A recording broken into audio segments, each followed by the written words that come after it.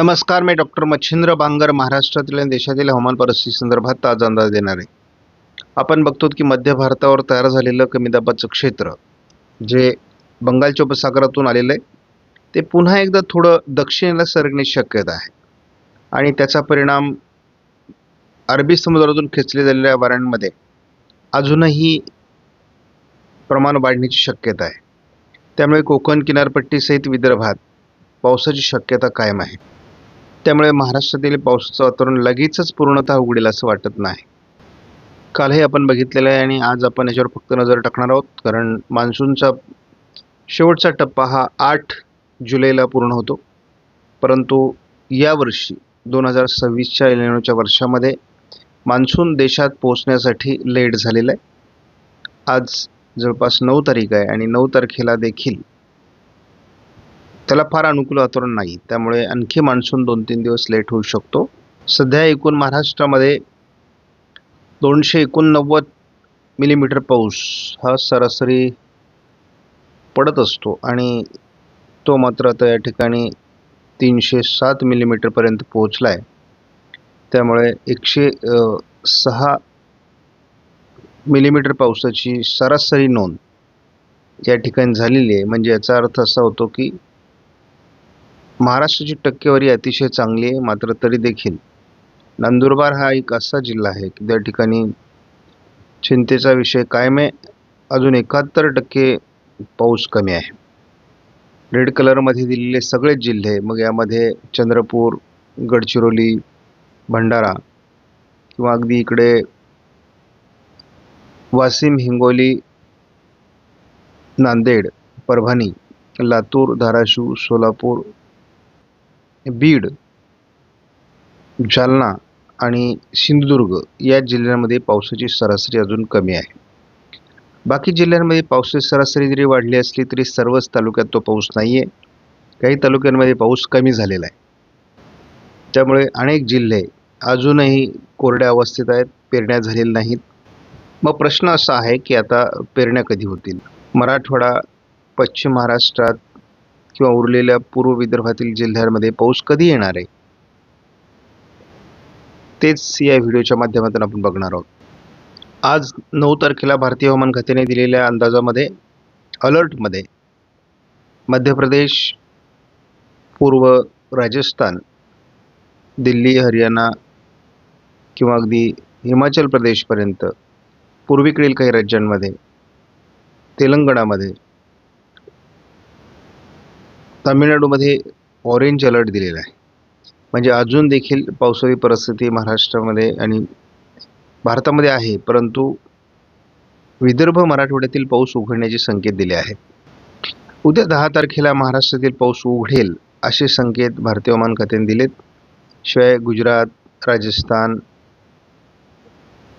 बऱ्याच राज्यांमध्ये पाऊस उघडणार आहे आणि राजस्थानच्या पश्चिम भागात अजून मान्सून पोहोचलेलं नाही. जर पाऊस उघडला तर मान्सून लेट होण्याचा रेकॉर्ड नवीन तयार होईल. भारतातील पाऊस उघडतोय 11 तारखेला. 12 तारखेला देखील महाराष्ट्रात पावसाची उघडीप असणार आहे. 13 तारखेला पुन्हा एकदा विदर्भाकडून पावसाची सुरुवात होऊ शकते. पहिला येलो अलर्ट देण्यात आला आहे. 14 तारखेला देखील विदर्भात येलो अलर्ट आहे. म्हणजे पावसाची सुरुवात पुन्हा एकदा विदर्भातून होऊ शकते. आता मात्र पावसाची परिस्थिती बदलली आहे. काल आपण बघितलं होतं.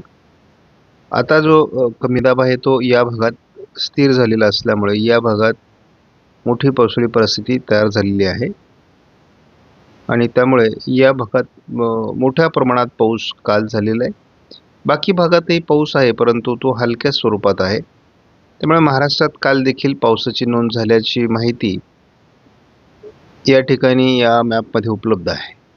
आज 9 तारखेचा विचार केला तर कमी दाबाचं क्षेत्र हे थोडं मध्य भारतावरच आहे, परंतु ते आणखी थोडं दक्षिणेला सरकण्याची शक्यता आहे. त्यामुळे कोकण किनारपट्टीला अधूनमधून पावसाळी सरी होऊ शकतात आणि हा जो पावसाचा प्रभाव आहे हा काही काळ महाराष्ट्राच्या उत्तरेकडून मध्य प्रदेशमध्ये राहण्याची शक्यता आहे. उद्या मात्र याचा प्रभाव काही अंशाने कमी होऊ शकतो. तुरळक पाऊस महाराष्ट्रात काही भागात असू शकेल 10 तारखेला. GFS मॉडेलने न्यूमेरिकल प्रिडिक्शननुसार हलक्या स्वरूपाचा पाऊस महाराष्ट्रात दाखवलेला आहे. म्हणजे अजून शक्यता 11 तारखेला देखील कायम आहे. मात्र हे स्थानिक वातावरणाची शक्यता आहे.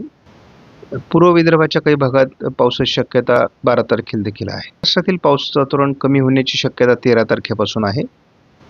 14 तारखेला देखील महाराष्ट्रात पावसाची उघडीप राहू शकते. तुरळक ढगाळ परिस्थिती असेल. कोकणात एखाद दुसरी सर. तीच परिस्थिती 15 तारखेलाही असणार आहे. मात्र नवीन एक सिस्टम 15 तारखेला बंगालच्या उपसागरात विकसित होणार आहे आणि ही जशी पुढे सरकेल तसं अरबी समुद्रातून ते वारे खेचेल आणि मग पर्यायाने त्याचा परिणाम पूर्व विदर्भात काही अंशाने डायरेक्ट अरबी समुद्रातील खेचले गेलेल्या वाऱ्यांमुळे कोकणात पुन्हा पावसाची शक्यता निर्माण होऊ शकते 16 तारखेपासून.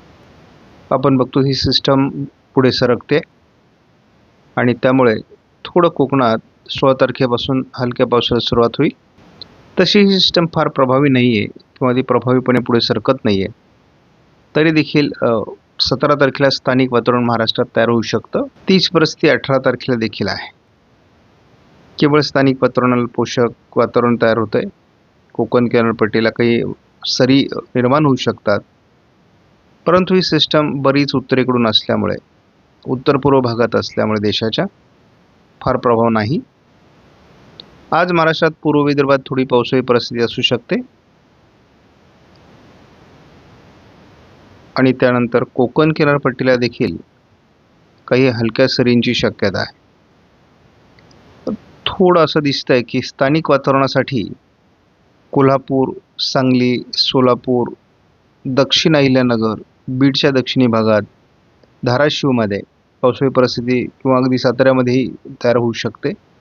10 तारखेपासून मात्र स्थानिक वातावरण हे केवळ पूर्व विदर्भातील काही जिल्ह्यांमध्ये, गडचिरोलीमध्ये असू शकते आणि कोकणामधील पावसाच्या वातावरणामध्ये अजून फार बदल नाही.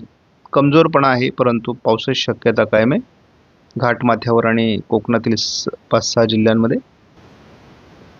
11 तारखेला मोठ्या प्रमाणात या ठिकाणी पावसाची घट निर्माण होते आणि एक बदल मात्र या ठिकाणी असा आहे 11 तारखेला जे कोकणामध्ये पावसाळी वातावरण आहे हे थोडं अंतर्गत भागात नाशिकच्या, अहिल्यानगरच्या, पुण्याच्या, साताऱ्याच्या सरकताना दिसते आणि त्यामुळे थोडी परिस्थिती या ठिकाणी पावसाची असू शकते. 12 तारखेला देखील तीच परिस्थिती आहे. कोकणात पाऊस कायम आहे. हलक्या ते मध्यम स्वरूपाच्या सरी असू शकतात घाटमाथ्यावर. 13 तारखेला मात्र महाराष्ट्रात पूर्ण पाऊस उघडल्याचा भास होऊ शकतो. कोकण किनारपट्टीला ढगाळ परिस्थिती असेल. तुरळक पावसाची शक्यता आहे घाटमाथ्यावर. 14 तारखेला पुन्हा एकदा वातावरण बदलणार आहे आणि त्याचा परिणाम सुरू होणार आहे या जिल्ह्यांमध्ये. हलक्या स्वरूपामध्ये स्थानिक वातावरण, पावसाची परिस्थिती छत्रपती संभाजीनगर, अहिल्यानगर, बीडचा काही पश्चिमी भाग, नाशिकसह नंदुरबार, धुळे, जळगाव या जिल्ह्यात स्थानिक वातावरण तयार होईल. पावसाची शक्यता या ठिकाणी स्थानिक स्वरूपात असेल. कोकणात पाऊस वाढायला सुरुवात होईल. आपण या ठिकाणी बघतो 15 तारखेपासून पुन्हा महाराष्ट्रात स्थानिक वातावरण तयार होणार आहे. शिवाय कोकण किनारपट्टीला घाट माथ्यावर अगदी सातारा, कोल्हापूर, पुणे पश्चिम, नाशिक पश्चिम, अहिल्यानगरचे अकोला तालुक्यापर्यंत आपल्याला पावसाळी परिस्थिती दिसते. म्हणजे पुन्हा एकदा पावसाची परिस्थिती संपूर्ण कोकणमध्ये आणि घाटमाथ्यावर सुरू होणार आहे. त्यातच थोडंफार वातावरण हे अहिल्यानगर किंवा जळगावच्या किंवा मालेगाव वगैरे या भागात म्हणजे नाशिक पूर्व भागात असू शकतं.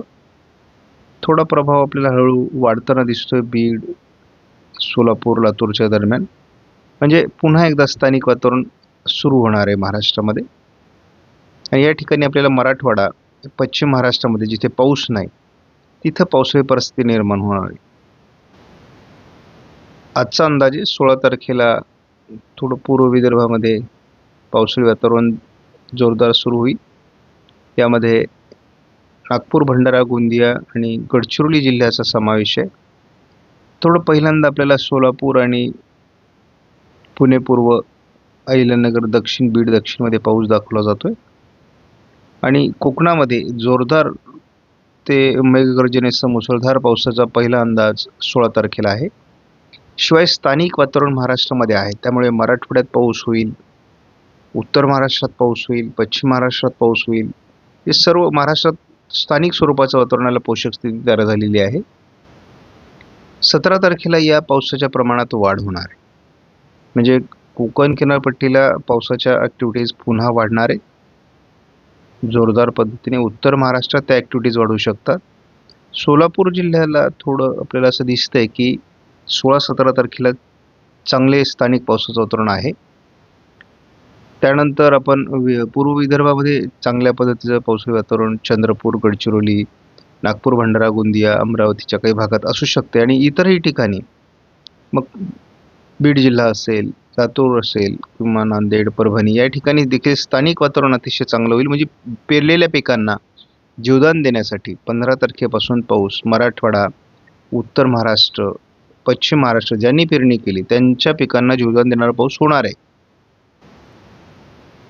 18 तारखेला विदर्भाकडून जोरदार एखादी सिस्टम विकसित होऊ शकते आणि त्यामुळे अगदी जळगावपासून अकोला, अमरावती या सर्व भागात, अगदी गडचिरोली, इकडे नांदेड, लातूर, सोलापूरपर्यंत या भागात पावसाचं स्थानिक वातावरण तयार होणार आहे. जोरदार पाऊस या ठिकाणी होऊ शकतो. शिवाय कोकणात देखील पावसाच्या ॲक्टिव्हिटीज कायम असणार आहेत. उर्वरित जिल्ह्यांमध्ये देखील मग छत्रपती संभाजीनगर असेल, अहिल्यानगर असेल, बीड असेल या सर्व भागांमध्ये स्थानिक वातावरणास पोषक स्थिती आहे, अगदी नंदुरबारपर्यंत. 19 तारखेला पुन्हा पावसाळी वातावरण थोडं कमी जरी झालं तरी कोकण किनारपट्टीला पावसाचं वातावरण कायम असणार आहे, सरी होत राहणार आहे. राज्यात देखील स्थानिक पोषक वातावरण आहे. 20 तारखेला महाराष्ट्रामध्ये स्थानिक वातावरण आहे. कोकणात जोरदार सरींची शक्यता देखील कायम आहे. या स्थानिक वातावरणाच्या प्रमाणामध्ये खास करून पश्चिम महाराष्ट्र, मराठवाडा, उत्तर महाराष्ट्रात प्रमाण वाढते. घाटमाथ्यावरील आणि कोकणातील पावसाचं वातावरण अजून कायम आहे. 22 तारखेनंतर बंगालच्या उपसागरातून एक नवीन वातावरण तयार होण्याची शक्यता आहे. एक नवीन हवामान प्रणाली विकसित होईल जी ECMW मॉडेलच्या अंदाजानुसार महाराष्ट्रावर परिणाम करणार आहे आणि त्या वातावरणामुळे कोकणातील पाऊस कायमच असणार आहे, परंतु महाराष्ट्रात जे स्थानिक वातावरण आहे ते बनण्याकरता अनुकूल परिस्थिती निर्माण होईल. 23 तारखेपासून जी बंगालच्या उपसागरातील नवीन वादळी प्रणाली आहे तिचा विदर्भ मराठवाड्यावर परिणाम होऊ शकतो. कोकणात वाऱ्यांचा वेग वाढल्यामुळे अरबी समुद्रातून खेचले गेलेल्या बाष्पयुक्त वाऱ्यांमुळे पावसाचं प्रमाण कोकण किनारपट्टीला वाढू शकतं. त्यामुळे एकूणच वातावरण पोषक आहे, एकदम कडकडीत खंड नाही. त्यामुळे जरी 14 तारखेपर्यंत खंड जाणवला तरी पुढे महाराष्ट्रात पाऊस होत राहणार आहे. पेरलेले पिकांना जीवदान मिळणार आहे. नवीन पेरणीसाठी मात्र थोडी अडचण येऊ शकते. ज्या विभागात पेरणीच झाली नाही त्या ठिकाणी अजून अडचणी असू शकतात, परंतु पेरलेल्या पिकांना जीवदान देणारा पाऊस हा महाराष्ट्रात बऱ्याच भागात होत राहणार. 14 तारखेपर्यंत आपण बघितलं तर घाटमाथ्यावर आणि कोकणात केवळ पाऊस आहे. थोडाफार पूर्व विदर्भात असू शकतो, अन्यथा 14 तारखेपर्यंत महाराष्ट्रात उघडीप बघायला मिळेल. स्थानिक वातावरणाची फारशी परिस्थिती नाही. मात्र आपण जेव्हा परिस्थिती 15 तारखेपासून बघतो तेव्हा महाराष्ट्रातील बहुतांश जिल्ह्यांमध्ये स्थानिक वातावरण होणार आहे. ज्यांनी पेरण्या केलेल्या आहेत त्यांचं पीक वाचण्याकरता 15 तारखेपासून 23 तारखेपर्यंत पाऊस होत राहणारे भाग बदलत. शिवाय पूर्व विदर्भ म्हणजे नागपूर, भंडारा, गोंदिया, चंद्रपूर, गडचिरोली, अगदी यवतमाळपर्यंत चांगल्या पावसाची शक्यता आहे. कोकण घाट माथ्यावर आणि उत्तर महाराष्ट्रापर्यंत पावसाची शक्यता कायम आहे. सोलापूरमध्ये, बीडमध्ये, लातूर, धाराशिवमध्ये किंवा नांदेड, यवतमाळमध्ये देखील पावसाची शक्यता आहे. कडकडीत खंड महाराष्ट्रात असणार नाही. जुलैत पाऊस येऊन जाऊन असणार आहे. आपण दिंडीच्या वारीमार्गाचा अंदाज देत असतो. पुणे जिल्ह्यामध्ये सध्या वारी असणार आहे. एकूणच मान्सून सक्रिय आहे, त्यामुळे हलक्या ते मध्यम सरी पुणे जिल्ह्यामध्ये होऊ शकतात. त्यामुळे अजूनही पूर्णपणे पाऊस उघडलेला नाही, शिवाय घाट माथ्यावरचा पाऊस चालू आहे. त्यामुळे आज 9 तारखेला केवळ हलक्या सरी आहेत, परंतु मुख्य पावसाचा प्रभाव किंवा मोठ्या पावसाचा प्रभाव संपलेला आहे. त्यामुळे वारीच्या नियोजनात फार अडचणी येणार नाही, हे वारी नियोजकांनी लक्षात घ्यावं. आपण झटपट हा अंदाज बघूयात. सध्या केवळ घाटमाथ्यावर पावसाची शक्यता आहे. तुरळक स्वरूपात सांगली, सोलापूर, दक्षिण किंवा पूर्व विदर्भामध्ये पावसाची शक्यता आज असणार आहे. अकोला, अमरावतीतही ढगाळ परिस्थिती आहे, परंतु लगेचच पावसाची परिस्थिती निर्माण होईल असं नाही. आपण बघतो 10 तारखेला देखील स्थानिक पावसाचं वातावरण तयार होऊ शकतं, परंतु 10 तारखेला कोकण घाट माथ्यावर देखील पावसाचं प्रमाण थोडं कमी होण्याची शक्यता आहे. 11 तारखेला तीच परिस्थिती आहे. त्यामुळे 11-12 तारखेला काही स्थानिक वातावरणाची फार शक्यता नाही. कोकणातही पाऊस सामान्यच असणार आहे 14 तारखेपर्यंत.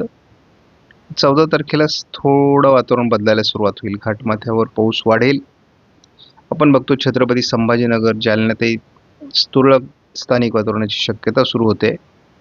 मात्र 15 तारखेपासून महाराष्ट्रातलं वातावरण बदलते. नांदेड असेल, परभणी, बीड, अगदी सोलापूरचा उत्तर भाग, इकडे नाशिक पूर्व भाग, छत्रपती संभाजीनगर, अकोला, अमरावती, वाशिम, हिंगोली या सर्वच भागात आपल्या स्थानिक वातावरणाला पोषक स्थिती निर्माण होते. आपण बघतो आणि सोलापूरच्या बऱ्याच भागात चांगला पाऊस आपल्याला 15 तारखेला बघायला मिळू शकतो.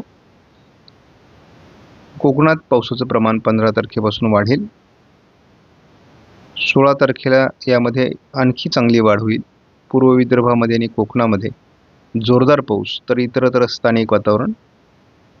17 तारखेला देखील सोलापूर, सांगली, कोल्हापूर, अगदी बीड, अहिल्यानगरपासून अतिशय चांगला पाऊस आपल्याला बघायला मिळणार आहे. जरी हे वातावरण आपल्याला स्थानिक स्वरूपाचं वाटत असलं तरी वाहणी पाऊस, चंदनभरा पाऊस या ठिकाणी आपल्याला बघायला मिळेल.